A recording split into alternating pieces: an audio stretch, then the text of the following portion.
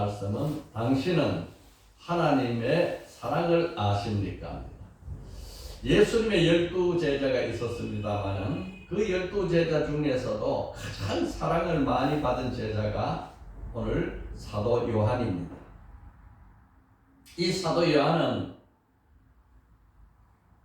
반모섬에 90세가 넘어서 기양을 갔다가 거기 섬에서 하나님의 은혜로 풀려나서 모든 12제자 중에 가룟 유다는 스스로 자기 목숨을 버렸고 나머지 11제자는 10제자가 다 순교를 했죠. 그런데 이 사도 요한은 105세까지 장수를 하면서 바로 에베소에서 생활을 마지막까지 했습니다. 그 에베소에는 에베소 교회가 있었는데 바로 에베소 교회에서 예수님의 어머니를 끝까지 예수님을 대신해서 봉양했습니다. 다른 제자는 다 순교했는데 이 사도 요한은 당시의 나이로 봐서도 아주 오랫동안 장수를 했어요. 왜 그렇게 되었을까? 하나님께서 이 사도 요한에게 특별한 사명을 주셨는데 두 가지 사명을 주셨어요. 첫째는 예수님이 십자가에 달려서 돌아가실 때에 자기 어머니를 바라보면서 또 십자가 위에서 요한에게 부탁을 합니다. 요한아, 이제 내 어머니가 바로 너의 어머니다.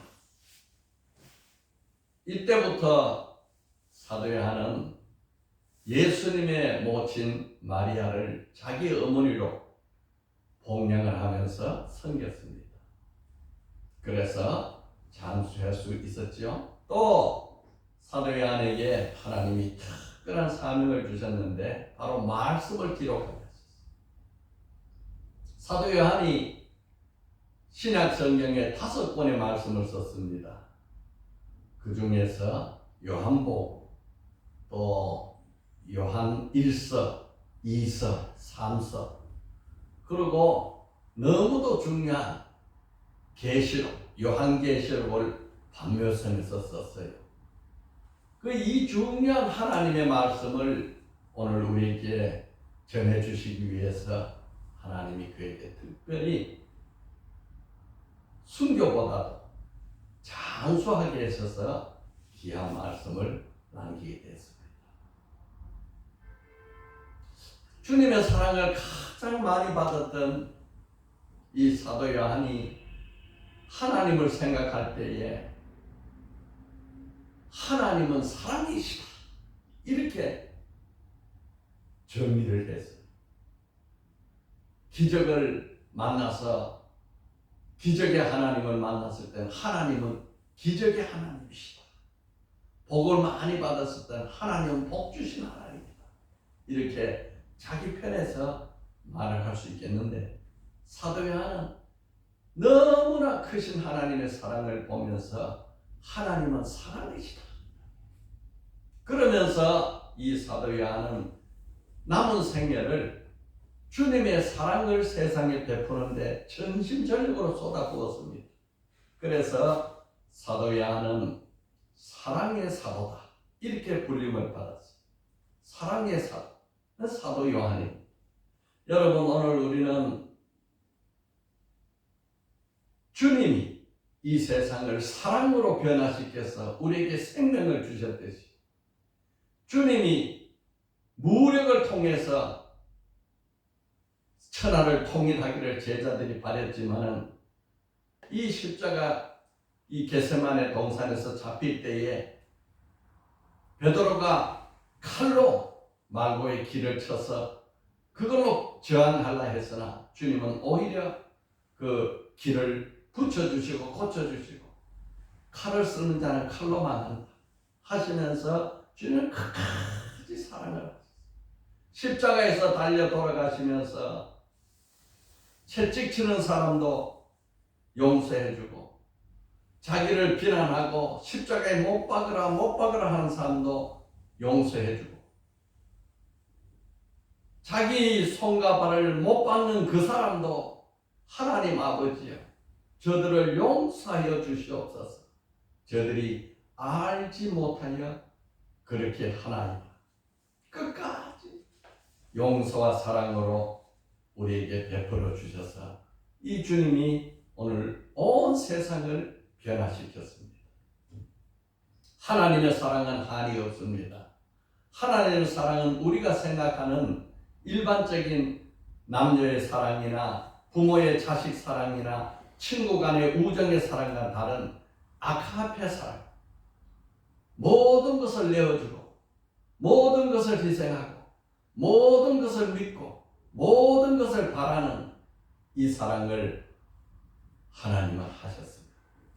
하나님이 천지 만물을 창조하시면서 이 세상의 모든 만물이 다 하나님의 사랑을 찬양하고 있습니다. 여러분, 우리가 하나님의 사랑을 깨닫지 못하면 하나님을 알지 못하는 자가 되어 있습니다. 하나님을 사랑하지 아니하는 자는 하나님을 알지 못하나니 이는 하나님은 사랑이십니다. 여러분, 인간은 온 세상을 자기 살기 좋게 자연을 파괴하고 여러 가지 자기 좋은 편리한 대로 살아가는데 그로 인해서 오는 여러 가지 재앙이 많아요. 오늘 우리가 당하고 있는 코로나, 오미크론, 이 모든 전염들도 다 인간의 죄로 말미암아.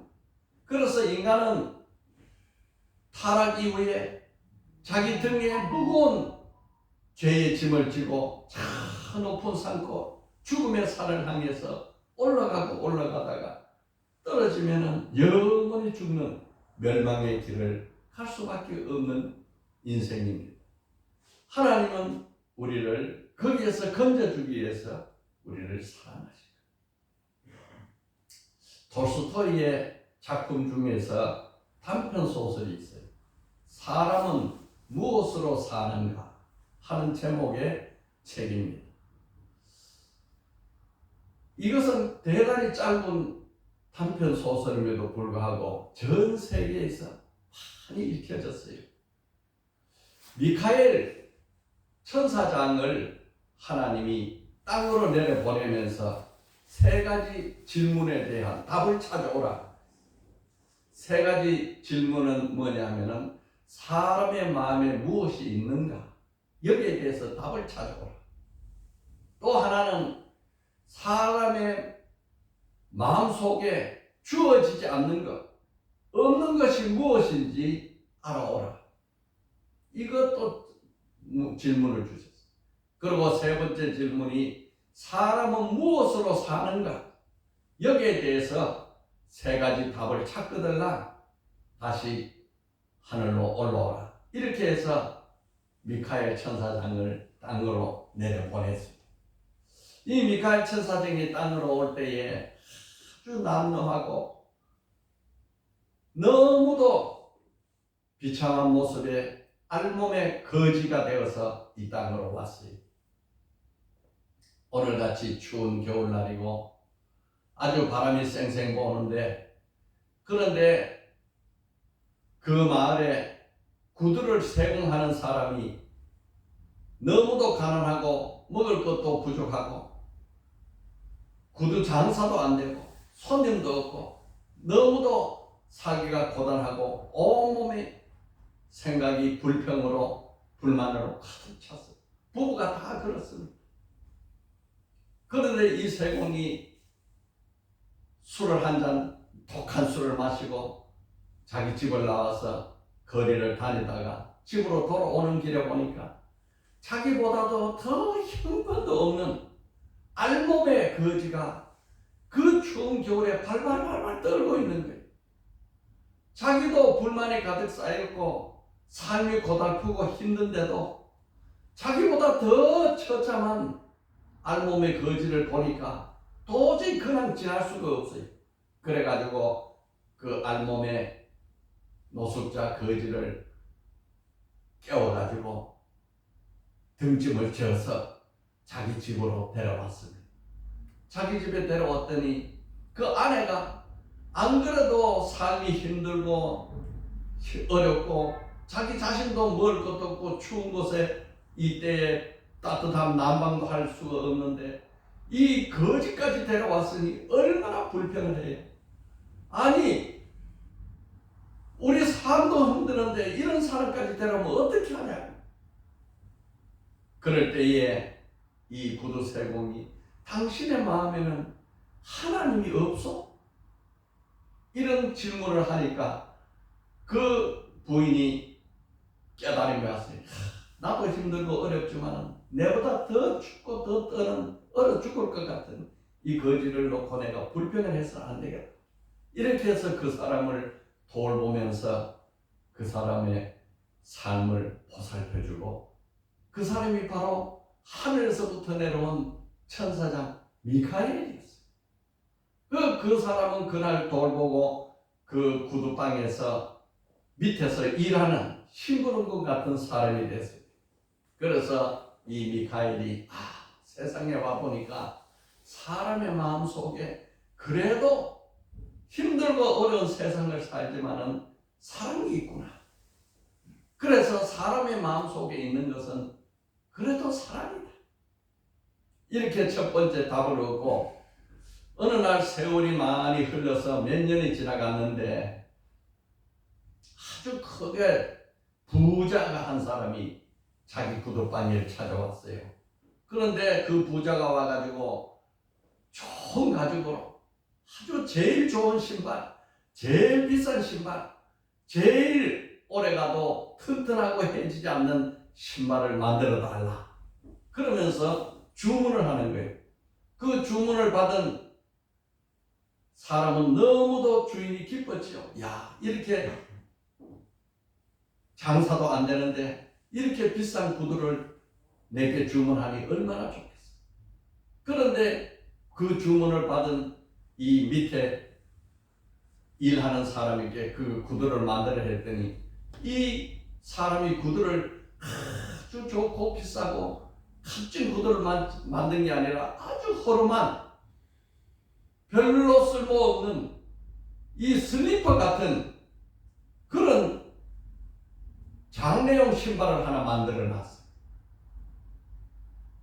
주인이 화가 났습니다. 아니 비싼 구두를 지금 주문받는데 이런 신발을 만들면 어떻게 하냐.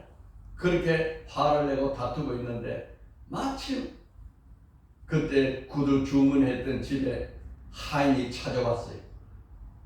우리 주인이 아주 비싼 구두를 주문을 했는데 그 주문했던 구두를 필요 없고 지금 그 주인이 돌아가셨으니까 장례할 때 신은 장례 신발을 바꿔서 만들어 주세요. 그러는 거예요. 그래서 그 하인이 만들어 놓은 슬리퍼 신발을 내어주면서 어떻게 이렇게 잘 알고 이런 신발을 만드냐. 그 천사장이 볼 때에는 그 사람이 바로 자기 집을 나가는 그때부터 죽음의 사자 그림자가 그와 함께 하셔서 그가 가면 곧 죽을 것을 알고 있었습니다. 그래서 좋은 구두 평생 신어도 해지지 않고 없어지지 않을 그런 구두가 그에게 필요가 없었어요. 그래서 그는 곧 죽을 것이니까 미카엘 천사장이 보니까 죽음의 사자가 그를 끌고 가는데 그 좋은 구두가 무엇이 필요했는가. 장례할 때 쓰이는 그 장례용 신발을 만들어 놨던 것입니다.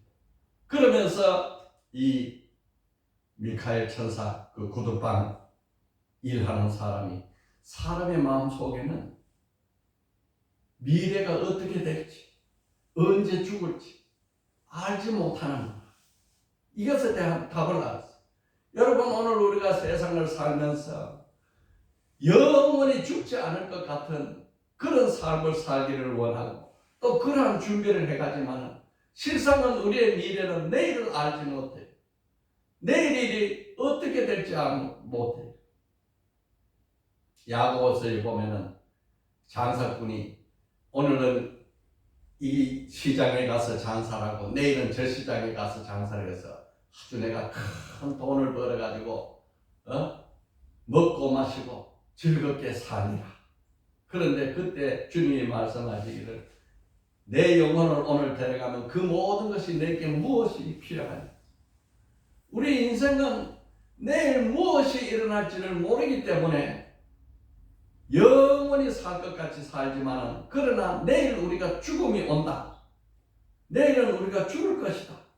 이렇게 안다면은 우리는 마지막 할 수 있는 일이 사랑을 할 수밖에 없다. 우리가 마지막에 할 일은 사랑을 하면서 이 세상을 마감할 수밖에 없는데, 그것을 모르기 때문에 우리는 자기 중심으로 이기적으로 산다 하는 것을 여기서 가르쳐 주고 있는 것입니다. 셋째 질문의 답을 찾기 위해서 또 몇 년의 세월이 흘렀는데, 이 답을 찾던 이 사람이 어느 날 아주 쌍둥이 딸을 낳은 아주 가난한 어머니를 저 영혼을 데려오라 그러는. 그 미카엘 천사장이, 아니 그 어머니를 지금 데려가면 이 아들, 이 두 딸이 어떻게 살겠습니까? 그 어머니가 너무 출산하다가 힘들어가지고 그 한 아이는 태어나다가 어머니 몸에 눌려가지고 다리가 절게 되는 절름발이가 됐어요. 그런데 데려오라 하니 어떻게 합니까? 할 수 없이 그 어머니를 영혼을 데려가고 딸들은 그냥 출산되었어요. 그런데 그 딸들이 불쌍한 태어남을 보고 이웃에 사는 마음 따뜻한 아주머니가, 야, 이 어머니가 출산하다가 돌아갔으니 이 아이가 어떻게 살냐? 그러면서 그 딸들을 자기 집으로 데려와서 자기 수양의 딸로 삼아가지고 그 딸들을 잘 기르고 있었던 것입니다. 그때에 미카엘 천사장이, 야, 그래도 인간의 마음 속에 사랑이 있구나. 처음에 봤던 그 사랑이 인간의 마음속에 사랑이 있어. 아, 사람은 무엇으로 살을까? 그 어머니가 죽으면 그 딸들도 다 살지 못할 줄 알았는데 그 이웃의 사랑이 그 사람들을 살리는구나 하면서 답을 알게 되었습니다. 그래서 인간의 마음속에 사랑이 있고, 사람은 무엇으로 사느냐? 바로 그 사랑으로 산다 하는 것을 세 가지 답을 이 세상에서 받자 그 천사장은 다시 하나님께로 올라가 가지고 하나님이 천사장의 직분을 회복하는 그런 내용의 소설입니다. 여러분, 어느 간사님이 이 세상에 살 때 너무 일제시대에 살면서 힘들고, 자기 남편이 저 일본에 가가지고 징용이 되고, 일본서 너무 살기 힘들어서 그 남편은 징용으로 죽고 한국으로 돌아왔는데, 그 삭바느질을 해서 자기 자녀들을 대학 보내고 기르고, 그 자녀 한 사람 중에는 일본에서 이 어려움을 당해가지고 정신질환까지 생기고 그렇게 힘들고 어렵게 살았는 그런 노모가 있었는데, 그분이 예수를 믿고 모든 일을 기도로 하면서 일생을 살다가 마지막 이 세상을 떠나면서 하는 말이, 감사하다. 모든 것이 감사하다. 하나님이 은혜야. 이렇게 말하고 돌아가셨다. 여러분, 우리 인간에게는 무엇이 있는가? 사랑이 있고, 없는 것은 무엇인가? 미래는 알지 못하는데 그래도 사람은 무엇으로 살아가는가? 사랑으로 살아.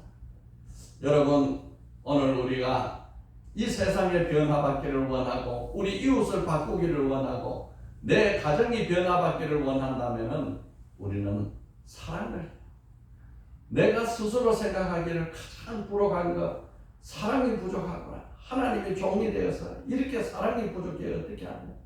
늘 하나님 앞에, 하나님 나에게도 사랑을 할 수 있는 마음을 주시옵소서. 이것이 저의 기도 중에 하나입니다. 여러분, 하나님, 우리가 참 사랑을 알기 전에는 참 기쁨도 없고 참 행복도 없고 참 감사도 없고 참 평안도 없습니다.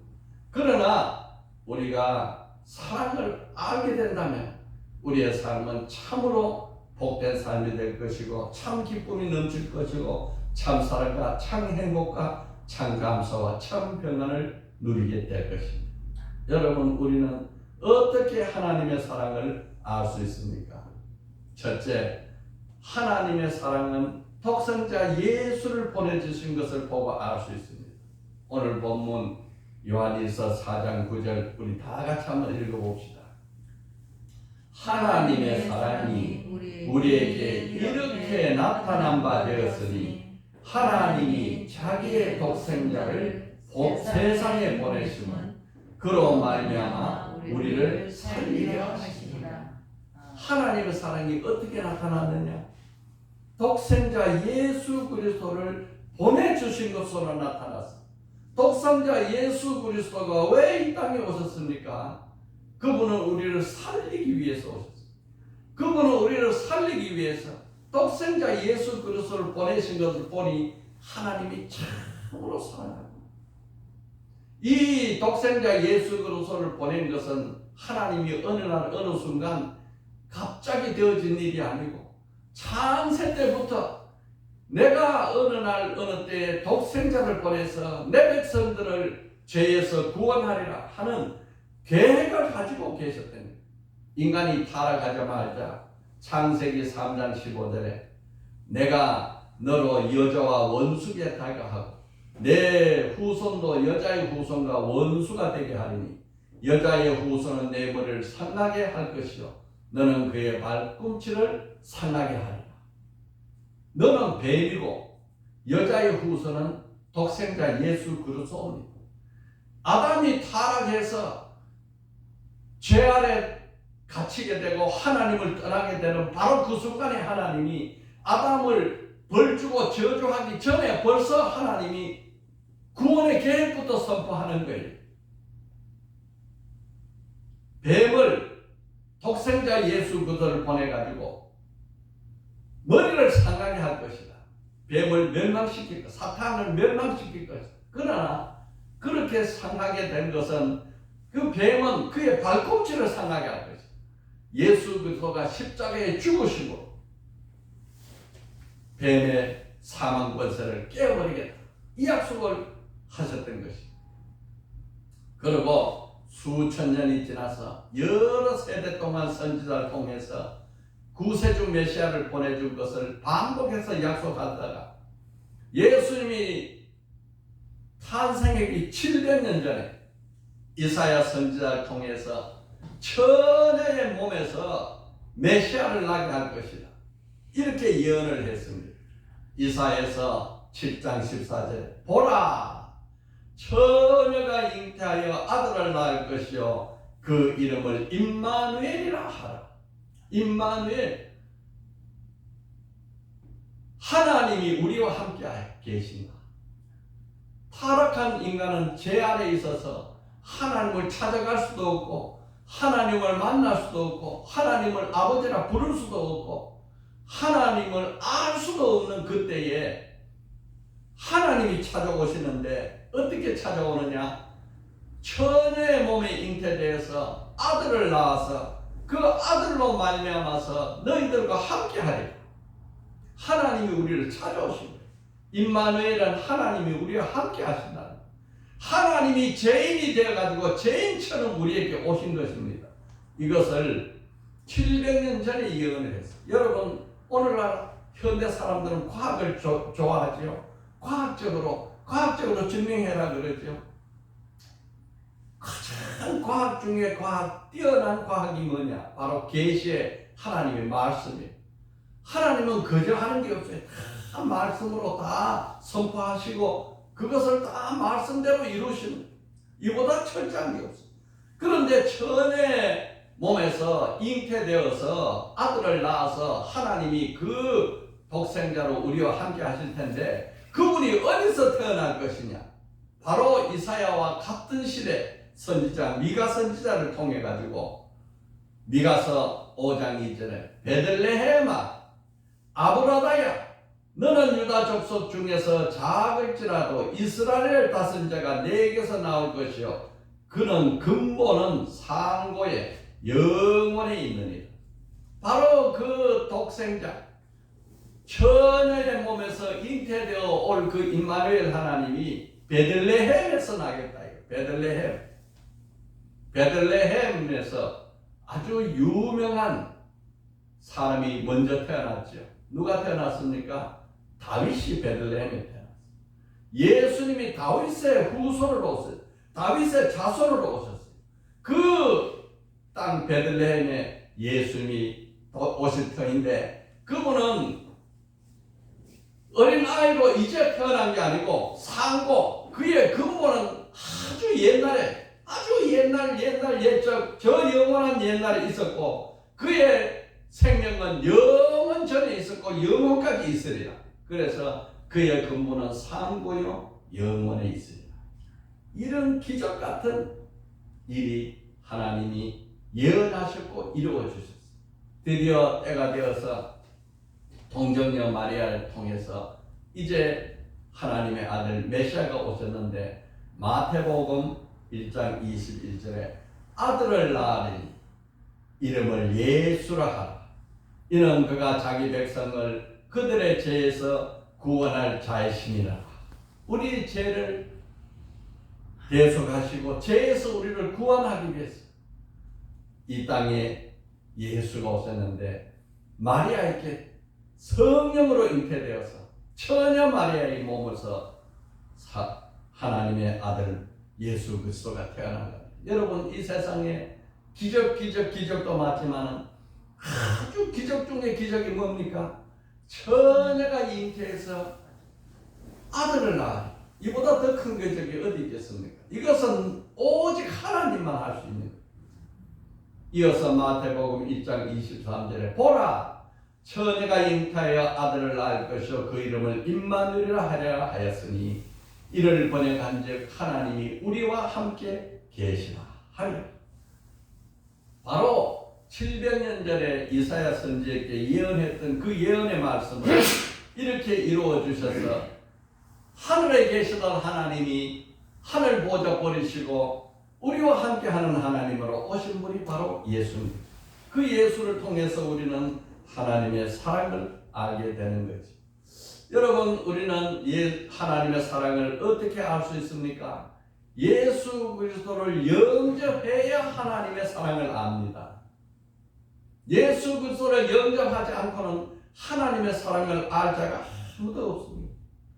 하나님의 사랑을 알려면 내 마음속에 예수 그리스도를 영접해야 돼요. 그럴 때부터 하나님을 알게 됩니다.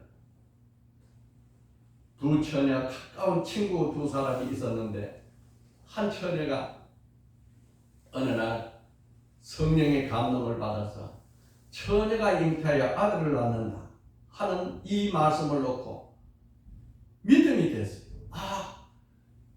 처녀가 잉태해서 아들을 내서 하나님이 우리와 함께 하셨어. 그 하나님이 우리 죄를 대신 십자가에 지고 돌아가셨어. 이보다 큰 사랑이 어디 있나? 우리를 죄에서부터 구원해 주셨단 말이야. 이렇게 해서 믿음이 생기니까 얼마나 하나님의 사랑이 느껴지고 기뻐지고 감사한지, 그때부터 이 사람은 죄에서 노임받은 사랑이 너무 감격해서 기뻐하는데, 그 친구한테 이것뿐을 전해야겠다. 그래가지고 자기 단짝 친구한테, 야, 내가 예수를 알고 얼마나 기쁜지 모른다. 내 죄는 사함받았다. 그런데 그 예수는 동정녀 마리아 처녀로부터 태어나서 나의 죄를 위해서 십자가에 달려서 돌아가시고 죽으셔서 부활하셔서 승천하시고 지금 성령으로 나와 함께 하셔서 내가 제사함 받고 얼마나 기쁜지 몰라. 그랬더니 그 처녀가, 너 미쳤다. 너 완전히 미쳤네. 처녀가 어떻게 애를 낳냐? 처녀가 애를 낳으면 그거는 사생아냐 뭐냐? 예수를 믿을 수만 있으면 모든 것이 다 알게 되고, 예수를 믿지 못하면 아무것도 알지 못하는 것이 바로 영의 세계, 믿음의 세계, 하나님의 세계입니다. 만약에 예수가 처녀 동정녀 마리아로부터 태어나서 내 구주라고 믿어지기만 하면 그때부터 하나님의 모든 사랑이 우리에게 쏟아부어져서 하나님을 아버지라 부르고 하나님에게 감사하고 내 마음속에 제사함이 받아가지고 기쁨이 넘치는데, 그것을 알지 못하면 영원히 죄 아래서 갇혀가지고 하나님이 어디 있어? 예수가 어떻게 내 구주가 되고 그가 십자가에 달린 것이 나와 무슨 상관이 있어? 이렇게 이야기할 수밖에 없는 것이 우리의 인생입니다. 우리 인생은 이렇게 해서 둘로 딱 갈라집니다. 요한복음 3장 16절에 하나님이 세상을 이처럼 사랑하사 독생자를 주셨으니 이는 그를 믿는 자마다 멸망치 않고 영생을 얻게 하려 하십니다. 하나님이 화목 제물로 보냈습니다. 하나님과 우리와의 죄로 막힌 담을 헐고 화목하게 하기 위해서 그 제물로 보낸 것이 예수 그리스도입니다. 제물이 되려면 죽어야 돼요. 모든 제물은 다 피 흘리고 죽어야 됩니다. 예수님이 십자가에서 제물로 피 흘려 죽으심으로 보라 세상 죄를 지고 가는 어린 양이로 이렇게 해서 그분을 믿기만 하면은 우리는 멸망에서 구원받아서 생명으로 옮겨지고 영생을 얻게 되는 거지요. 아멘 할렐루야. 이게 사랑의 극치입니다. 예수 그리스도의 십자가의 사랑을 알면 하나님의 사랑이 내 마음에 쏟아 부은 바가 되고 그것을 모르면 냉랭한 냉철 인간 동물이 되고 마는 거예요.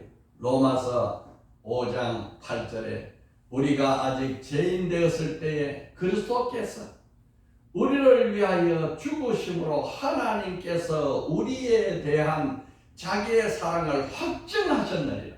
하나님이 사랑인 증명을 내놔봐라. 하나님이 어떻게 나를 사랑하는지 보여라. 하나님의 사랑이 무엇이란 말이냐? 예수 그리스도 십자가의 죽으심이 하나님의 사랑이 확증된 것이다. 오늘 전도사님이 이걸 기도했지요. 그렇습니다. 여러분 십자가의 사건이 내 속에 들어오고 믿어지면 그것이 그와 동시에 하나님의 사랑이 내 마음속에 들어와서 나를 모든 죄와 슬픔과 사망 권세에서 풀어서 영생으로 옮겨지게 되는 것, 이게 얼마나 놀라운 일입니까? 예수님은 우리의 죄를 위해서 피 흘리고 죽으셨고 우리에게 새 생명 주기 위해서 3일 만에 부활을 하셨습니다. 여러분 사망 권세를 누가 이겼습니까? 아무도 사망 권세를 이길 수 없는데 오직 예수 그리스도 그분이 사망 권세를 이기시고 새 생명으로 부활하셔서 오늘 우리에게 그 생명을 주시는 거예요. 얼마나 감사합니까? 마태복음 28장 6절에 예수님이 다 십자가에 못 박혀 장례되고 죽은 지 사흘 만에 아무도 예수님을 찾지 아니하고 죽은 예수를 믿지도 아니하고 이제는 예수를 떠나서 어떻게 살까? 제자들조차도 이렇게 두려워 떨고 있을 때 그에게 한없는 사랑을 받았던 7 귀신 들린 막달라 마리아가 예수님이 저렇게 십자가에 죽으신 것은 내 죄 때문이고 예수님이 십자가에 죽어서 장례가 어떻게 되는지 내가 궁금해 못 살겠다. 어디에 장례하나 그러고 뒤를 따라가 예수 장례장까지 가만히 가서 지켜보고 있다가 3일 만에 새벽에 예수님의 무덤으로 갔더니 그 예수님이 부활을 하시고 천사들이 나타나가지고 마리아야 마리아야 누구를 찾느냐? 당신이 만약에 예수를 시신을 옮겼다면 내게 가르쳐주세요. 아니다. 그는 여기 계시지 않고 그가 말씀한 대로 다시 살아나셨다. 와서 그가 누운 것을 보라. 그 무덤은 빈 무덤이었고 예수는 부활해서 부활 예수가 마리아야 마리아야 누구를 찾느냐? 오 주여 나의 주 나의 하나님이여. 이렇게 예수를 제일 먼저 만난 자가 마리아였고 예수의 부활을 온 세계에 제일 먼저 선포한 것이 마리아였습니다. 여러분 이것은 우연의 사건이 아니라 예수님은 말씀대로 이 땅에 탄생하셨고 예수는 말씀대로 십자가에서 죽으셨고 예수는 말씀대로 3일 만에 부활하셨어요. 모두가 하나님의 계획이고 하나님의 예정이고 하나님의 섭리고 하나님이 우리를 사랑하는 증거입니다. 여러분 이것이 믿어지면 아멘입니다. 아멘입니다. 예수 모르면 사랑을 말할 필요가 없어요. 이 예수를 영접하면 하나님의 사랑을 알게 되고 하나님의 자녀가 되고 하나님을 아버지라 부르는 거예요. 요한복음 1장 12절에 영접하는 자, 그 이름을 믿는 자들에게는 하나님의 자녀가 되는 권세를 주셨다. 이 예수를 믿어서 우리는 죄에서 풀림받고 멸망 권세에서 생명으로 옮겨지고 영생을 얻는 자가 되고, 우리는 죄 없는 사람으로 하나님 앞에 설 수 있게 되고 하나님을 아버지라 부르는 거예요. 여러분, 내 몸에 있는 질병, 내 삶에 둘러싸고 있는 여러 가지 멍에, 이 모든 것을 다 주님께 내어 맡기십시다. 수고하고 무거운 짐진 자들아 내게로 와, 내가 너희를 쉬게 하리라. 오늘 우리는 내 짐을 가지고 얼마나 고생합니까? 하나님이 다 맡아주십니다. 그 예수에게 하나님을 보이시오. 하나님이 어떻게 계신지 우리에게 보여주세요. 이렇게 제자들조차도 묻습니다. 그러니 요한복음 10장 30절에 나와 아버지는 하나다. 그런 근본 하나님이시나 하나님과 동등됨을 취하지 아니하시고 오히려 자기를 비워서 죄의 몸이 되어서 우리와 함께 하셨습니다. 나와 아버지는 하나다. 빌립이 예수님이 돌아가시는 전날 밤 최후의 만찬을 하기 전에 내가 이제 아버지 거로 갈 것이다. 그래 가면은 성령을 보내줘서 너희와 함께 할 것이야. 그때 빌립이 예수님 보고 아버지를 보여주세요. 아버지가 어떤 분입니까? 아버지가 어디 계십니까?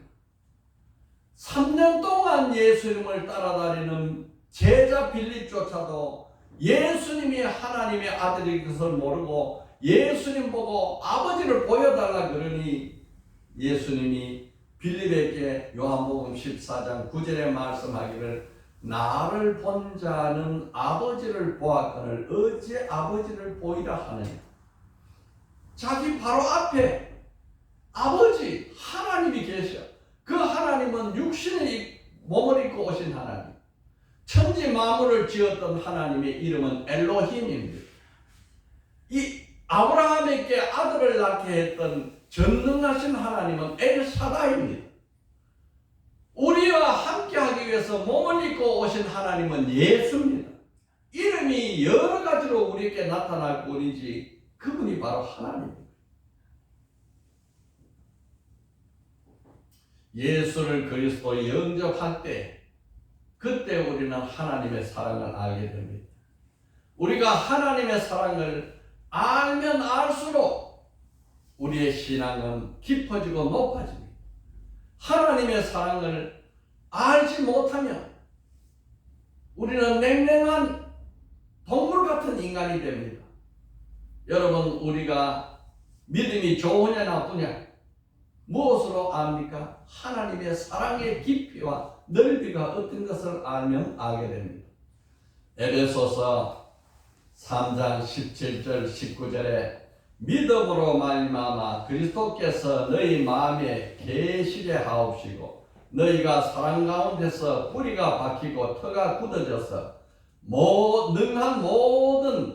능히 모든 성도와 함께 지식에 넘치는 그리스도의 사랑을 알고 그 사랑의 넓이와 길이와 높이와 깊이가 어떠한 것을 깨달아 하나님이 모든 충만한 것으로 너희에게 충만하게 하시기를 원하노라. 하나님의 사랑, 그 사랑의 넓이와 높이와 길이와 깊이를 깨닫는 그 수준만큼 하나님의 은혜가 우리에게 충만히 임한다 이 말입니다. 우리는 이 성탄절에 하나님의 사랑이 내 마음속에 충만하게 깨달아지는 축복이 날이 되기를 예수로 축원합니다. 아멘. 우리가 하나님의 사랑을 알면 어떻게 될까요? 우리도 서로 사랑하여. 우리도 서로 사랑하라. 요한복음 13장 34절 35절이 내 기도 제목입니다. 새 계명을 너희에게 주니 서로 사랑하라. 내가 너희를 사랑한 것 같이 너희도 사랑하라. 너희가 서로 사랑하면 이로써 모든 사람이 너희가 내 제자인 줄 아니라. 요한복음 15장 19절에서 12절에 아버지께서 나를 사랑한 것 같이 나도 너희를 사랑하였으니 나의 사랑 안에 거하라.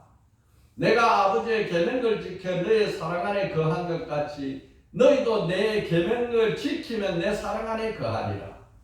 이것을 너희에게 이르면 내 기쁨이 너희 안에 있어 너희 기쁨이 충만하게 하려 함이라.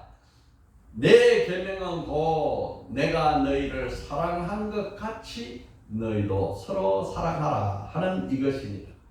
여러분, 우리가 하나님의 사랑을 이렇게 받았으니 이 사랑을 우리가 이웃을, 형제를 사랑하며 하나님이 기쁨을 충만하게 한다. 주의 기쁨이 너희 안에 충만하게 한다. 여러분, 우리가 기쁨이 충만한 자 되기를 원합니까? 그리스도의 사랑으로 사랑할 때 기쁨이 충만해집니다. 오늘 본문 요한일서 4장 7절 8절에 사랑하는 자들아 우리가 서로 사랑하자. 사랑은 하나님께 속한 것이니 사랑하는 자마다 하나님으로부터 나서 하나님을 알고 사랑하지 아니하는 자는 하나님을 알지 못하나니 이는 하나님은 사랑이시니라. 여러분, 하나님을 알기 원합니까? 우리 서로 사랑하는 자가 되기를 원합니다. 그리스도의 사랑으로 우리가 서로 사랑해서 주의 기쁨이 우리 속에 충만한 기쁨이 되기를 예수님으로 축원합니다. 아멘 할렐루야. 오늘 말씀 세 가지를 요약합니다. 하나님의 사랑은 독생자 예수 그리스도를 보내심으로 나타났습니다. 예수를 구주로 영접해야만 하나님의 사랑을 알 수 있습니다. 우리가 하나님 예수의 사랑을 알면 우리도 서로 사랑해야 됩니다. 이 세 가지를 오늘 우리에게 주셨습니다. 여러분, 당신은 하나님의 사랑을 아십니까? 이 세 가지 질문에 답할 수 있기를 바랍니다. 오늘 말씀 간단한 기도를 다 같이 함께 합니다. 시작. 주여, 나로 하여금 하나님의 사랑을 알고 누리고 감사하게 하소서. 아멘.